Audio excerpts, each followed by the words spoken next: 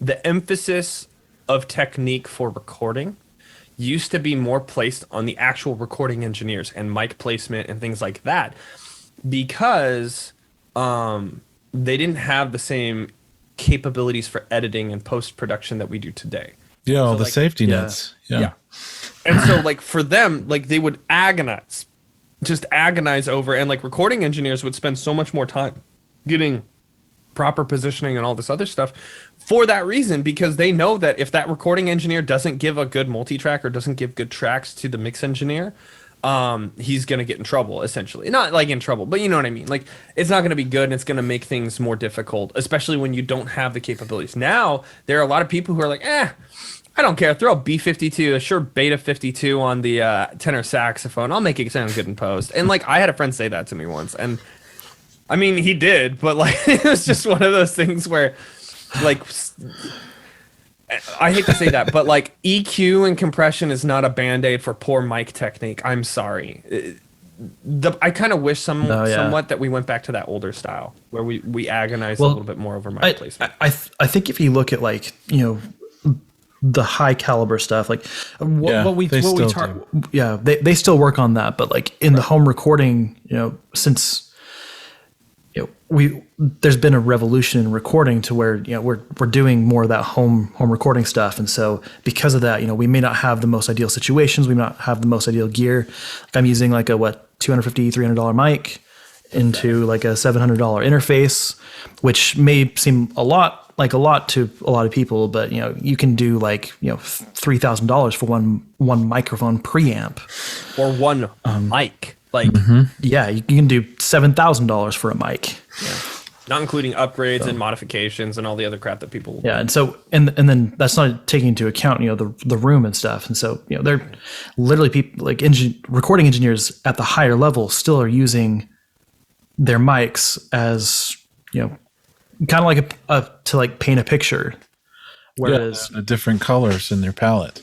Whereas a lot of times we have in a home recording studio, we've got one mic, maybe two mics to choose between, and we have to make the best with that. And so I think that's then you have to rely more on mixing, and so it's true. That's kind of where, and that's kind of the divisor between the professional recording and the home recording, is that professional recording, no, it's just not just about the cost of equipment and the amount of equipment, but it's about how they use that equipment. So it's like deciding which microphone to use can be a painstaking process. Whereas in the home studio world, it's like, you don't have one mic. Yeah. Yeah. It's like I got your Audio Technica 2020.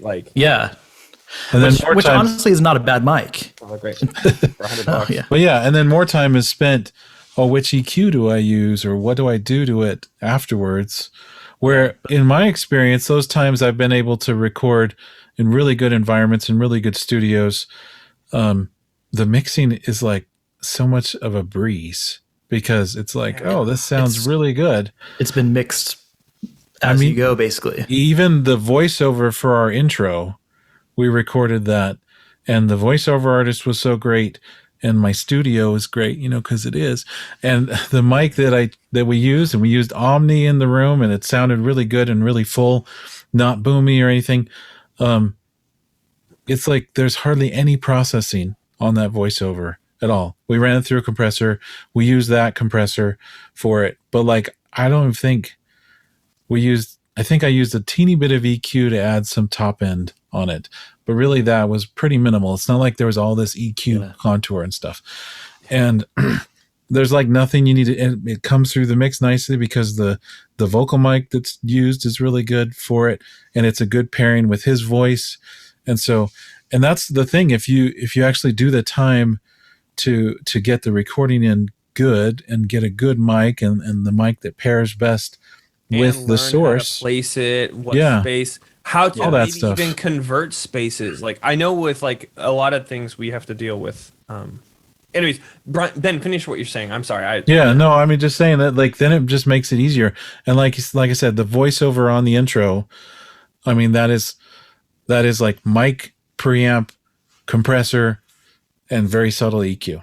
You know, and it's all because it was that chain is all good selection, Right. And he did a great job. He's had a great voice and did a great job on it. But you can do that on everything. Like if you actually record, like I've done it with acoustic guitar and vocal, where you're barely touching any EQ on either one of those, because the choice of the guitar and the choice of the mics and the choice of the mics on the mic on the voice is all so well done that maybe you add a touch of reverb and a little bit of compression and maybe very subtle EQ and you're good. Maybe not even any EQ.